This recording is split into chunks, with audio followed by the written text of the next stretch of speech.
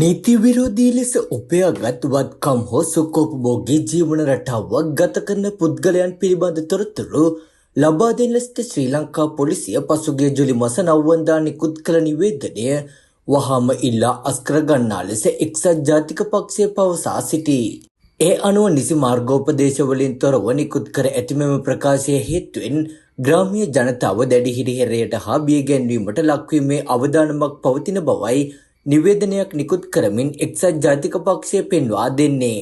එක්සත් රාජධානියේ ස්වාධීන පරීක්ෂණ වාර්තාවේ එන පොදු අරමුණු පිළිබඳ ප්‍රකාශයට අනුව පොලිසිය ප්‍රධාන කාර්ය වන්නේ නීතිය හා සාමය සුරකීම, නීති විරෝධී පුද්ගලයන් නීතිය හමුවට පැමිණවීම සහ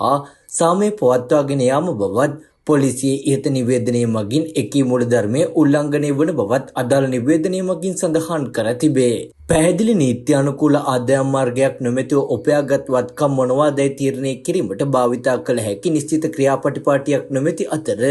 මෙය මහ ජනතාව හිරිහැරයට ලක් කිරීමේ මෙවලමක් විය හැකි බවයි එක්සත් ජාතික පක්ෂය නිකුත් කළ නිවේදනයේ වැඩිදුරටත් සඳහන් වන්නේ.